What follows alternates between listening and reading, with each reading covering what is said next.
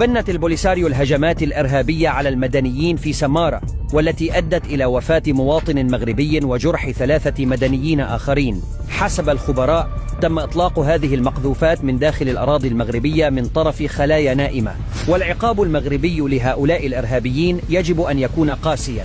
وفي هذا الفيديو سنذكركم بما هو أخطر وما يجب على المغرب فعله بحزم لتحييد هذه التهديدات الإرهابية بشكل نهائي وتام.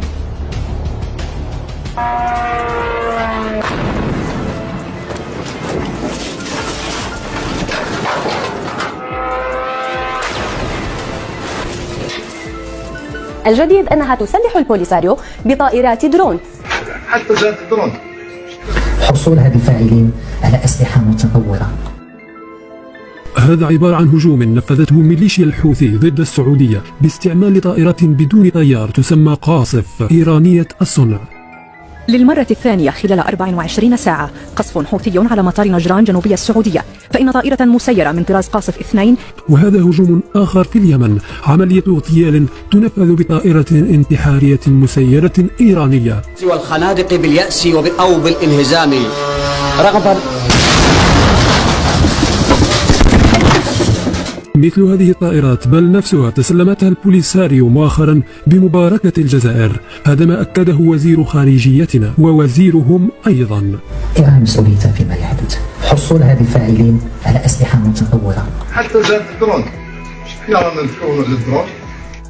حصلت البوليساريو على هذا السلاح بعدما نفذ المغرب عدة هجمات ضد البوليساريو وحصن حدوده بشكل كامل باستخدام الدرون متطورة جدا تركية وأمريكية. في هذه الحلقة نقدم لكم معلومات مفصلة عن طائرات الدرون المغربية وطائرات الدرون البوليساريو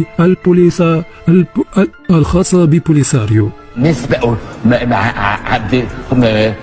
وده اللي يخلي وماذا يجب على المغرب أن يفعله إذا تجرأت هذه الجماعة ونفذت هجوم واحد ضد المغاربة؟ لدينا عائلات هناك، لا نريد أن تسقط عليهم طائرة كهذا كما يفعل الحوثي في اليمن.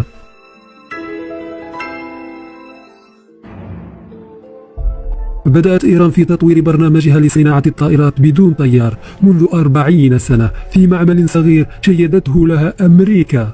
بدأ كل شيء في مصنع أنشئ لتجميع الطائرات المروحية العسكرية بأصفهان، الذي بنته للمفارقة الساخرة شركة الصناعات الدفاعية الأمريكية الشهيرة تكسترون، حيث كانت واشنطن حليفة لطهران. أهم مسيرات إيران هي سلسلة طائرات مهاجر وشاهد الكبيرة الحجم نسبيا، والتي اشترتها روسيا مؤخرا واستعملتها في أوكرانيا. تسلمت روسيا طائرات إيران المسيرة من طراز مهاجر 6 وشاهد 129 وشاهد 191 في شهر أغسطس المنقضي. روسيا ألحقت أضرارا جسيمة بالقوات الأوكرانية باستخدامها مسيرات إيرانية. فإيران متقدمة أكثر من روسيا في مجال صناعة الطائرات المسيرة. هناك أيضا عدة طائرات أخرى بدون طيار صغيرة الحجم، وأخطرها على الإطلاق هي الانتحارية منها كأبابيل وقاصف وصماد وغيرها. وهذه الأنواع هي التي استعملها الحوثي لقصف السعودية وتحديدا شركة أرامكو وبعض المطارات وحتى لقصف الإمارات. وهي نفس الأنواع التي يمكن أن يكون قد تسلمها البوليساريو، لأنها سهلة الشحن، فهي مصنوعة فقط من محركات وقطع ومنتجات يمكن إيجادها على مواقع البيع على الإنترنت. نجد أن صناعة الطائرات بدون طيار الإيرانية تعتمد غالبا على شراء مكونات تجارية بسيطة متوفرة على الإنترنت ثم تجميعها، ولذا يصعب تعقبها ومنعها. تصدر مفككة ويعاد تركيبها عندما تصل إلى وجهتها، ولا يمكن رصدها أبدا. لكن رغم أن هذه الطائرات تعتبر مجرد لعب بلاستيكية مقارنة مع الطائرات التي يمتلكها المغرب، لكنها تسبب إزعاج كبير وهلع بين السكان وإرهاب. وفي حال تجرأت البوليساريو وظنت أن المغرب هو السعودية ونفذت قصف واحد للأراضي المغربية، حينها يجب على المغرب محو هذا الورم بشكل نهائي وإلى الأبد. فإيران ممكن أنها تزرفكم بالدارجة، لكنها بعيدة جدا، فأنتم لستم الحوثي أو اليمن القريب منها. إليكم الآن أنواع الدرون التي يستعملها المغرب لحماية أراضيه.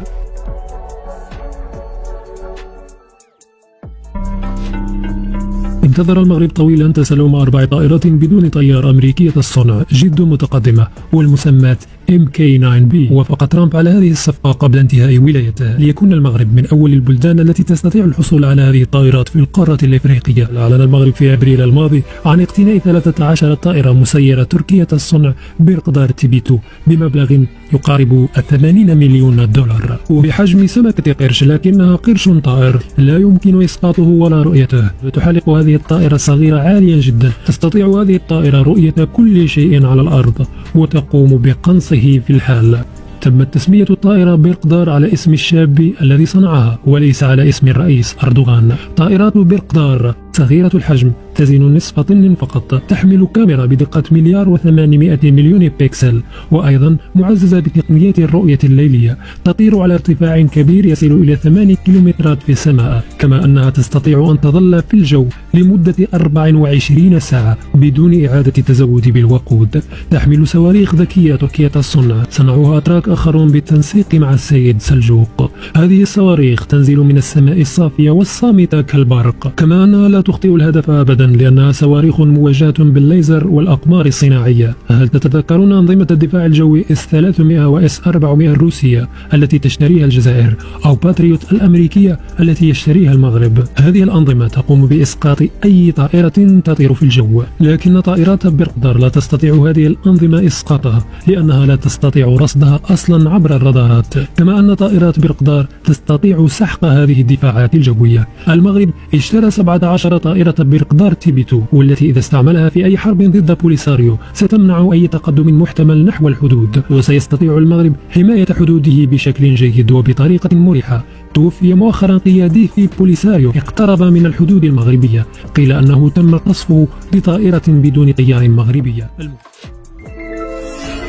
الكاميكازي الإسرائيلية قريبا من صنع المغرب.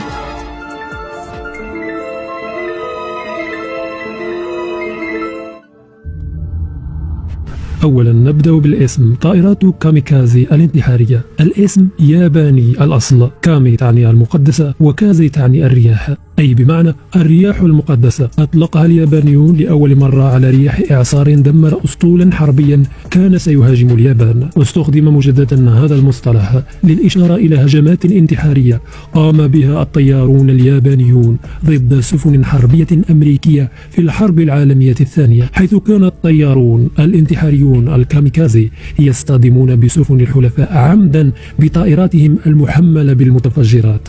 هؤلاء هم الطيارون الكاميكازي، وهذا أيضا ما تفعله طائرات الكاميكازي سواء الإسرائيلية أو غيرها. هذه الطائرات لا تعود أبدا، فهي بحد ذاتها يمكنك القول أنها عبارة عن صاروخ، لكن متطور للغاية، تصطدم بالهدف ويتم تدميرها مع الهدف.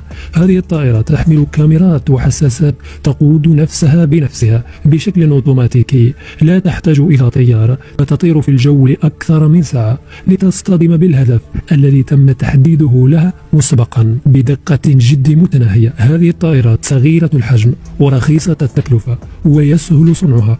يمكنك القول كما قلنا أنها عبارة عن صاروخ بأجنحة. تستعمل هذه الطائرات الانتحارية لتنفيذ اغتيالات وقصف أماكن بعيدة بدقة متناهية، ودورها جد حاسم في المعارك. لماذا يريدون صنعها في المغرب؟ سواء المغرب أو إسرائيل، لكل سببه الخاص. أولا، المغرب يتبع أو يمشي على نفس خطى الجيش الأذربيجاني والذي سحق الجيش الأرمني في حربهم الأخيرة، مستعملا في ذلك طائرات بيرقدار التركية وطائرات كاميكازي الإسرائيلية والتي بدأ صنعها في أذربيجان كذلك. كاميكازي الإسرائيلي يتصدر مشهد النزاع الأرميني الأذربيجاني. إنه سلاح إسرائيلي صغير يتمتع بتكنولوجيا متطورة يعرف باسم الكاميكازي الإسرائيلي. الحرب توقفت. الأرمينيون غاضبون مما سموه اتفاق العار، الأذريون منتشون مما سموه انتصارا حاسما أساسه استيراد أسلحة عالية التقنية.